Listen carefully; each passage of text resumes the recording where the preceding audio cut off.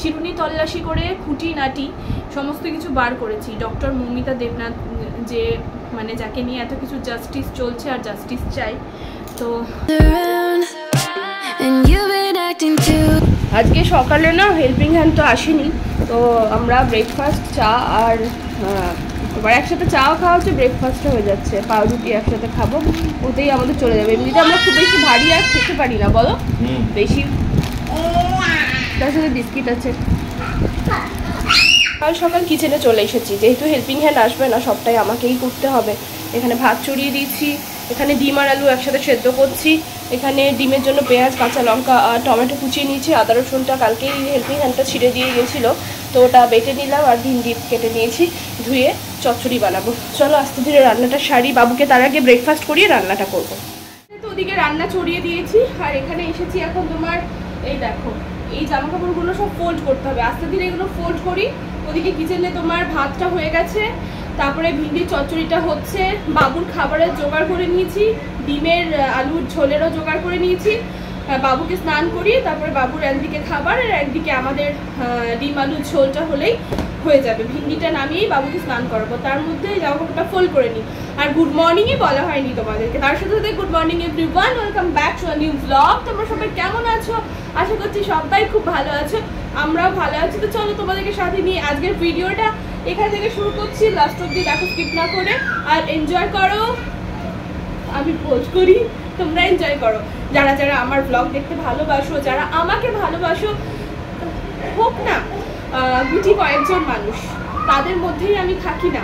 যেমন দেখো আমি নাম বারবার নিতে ভালো লাগছে এই কারণে, মানে হতে পারে গুটি কয়েকজন মানুষ, কিন্তু দেখো ওরা না প্রত্যেক দিন নিয়ম করে আমাকে কমেন্ট করে।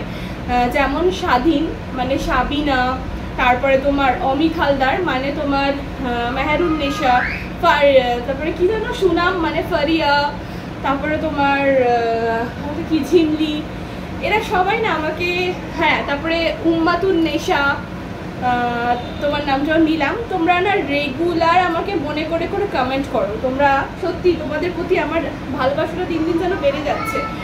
হয়তো চিনি না তোমাদের কাউকেই, সামনে থেকে দেখিনি, অনেকে হয়তো আমাকে সামনে থেকে দেখেছো, বা আমি কিন্তু তোমাদের কাউকেই চিনি না। হ্যাঁ সাবিনাকে আমি একবারই দেখেছিলাম মলে, আদার্স কিন্তু আমি সত্যিই কাউকে চিনি না।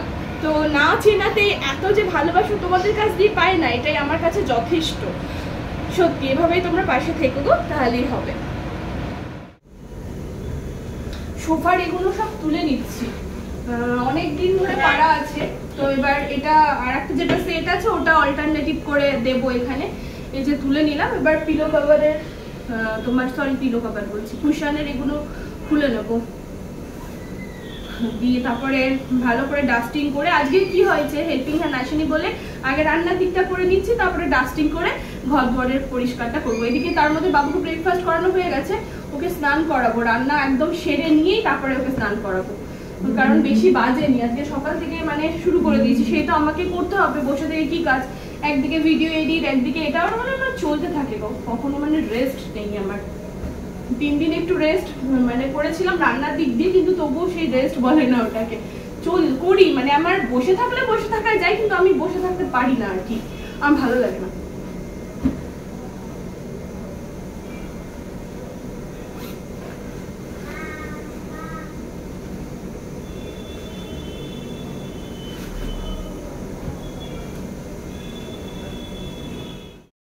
কিচেনটা একদম রান্না করে ক্লিন করে নিয়েছি, মোছা ধোছাও সব পরিষ্কার পরিচ্ছন্ন করে নিয়েছি, কিচেনের কাজ কমপ্লিট। এবার এই সমস্ত জিনিসগুলো, এইগুলো তো তুলে দিলাম যেমনটা দেখলে, এইগুলো সব ডাস্টিং করে নিই। চলো রুম ঠুম সমস্ত কিছু ডাস্টিং করে তারপরে বাবুকে খাইয়ে স্নান করব। বাবুকে স্নান করিয়েও দিয়েছি মাঝে, আর পেরে উঠছি না, খুব কষ্ট হচ্ছে মানে একভাবে কাজ করছি তো। এবার স্নান করতে পারলে শান্তি। এখন স্নান করব কখন, বাবুকে খাওয়াবো, ডাস্টিং করব, তারপরে। Good afternoon everyone.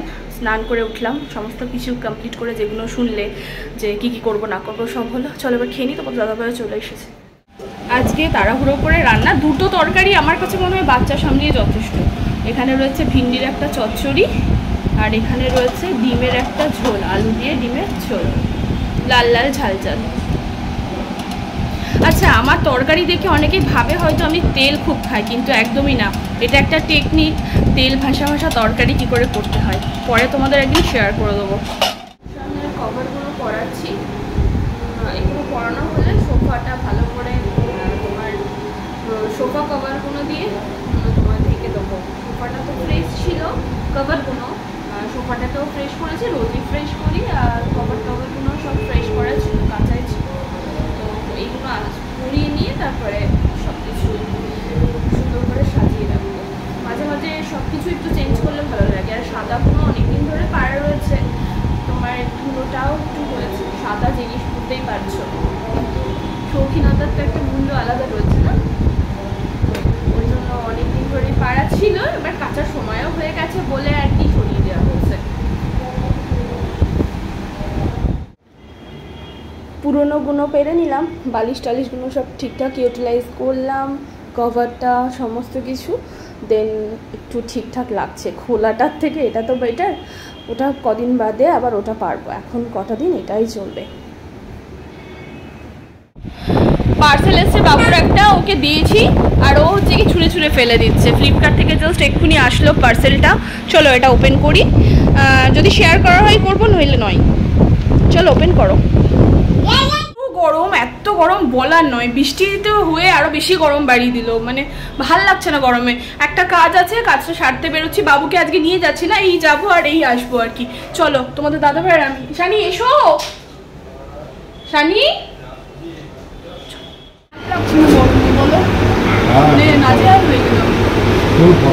চলো চলো, বাবু কাঁদছে জানো, আমরা বেরোলাম তো, বাবু কাঁদছে, তাড়াতাড়ি করে চলে আসবো।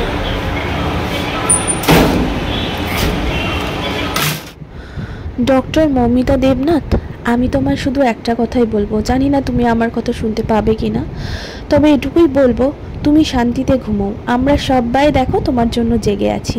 দেখো না, আমাদের মুর্শিদাবাদ বহরমপুর শহরের অলিতে গলিতে শহরতলিতে সবাই তোমার জন্য জাস্টিস চাইছে। দেখো না, নীরবতা পালন করছে, মোমবাতি নিয়ে হাঁটছে। এই তো সঠিক বিচার হবে। তুমি শান্তিতে ঘুমো, আমরা সবাই তোমার জন্য আছি।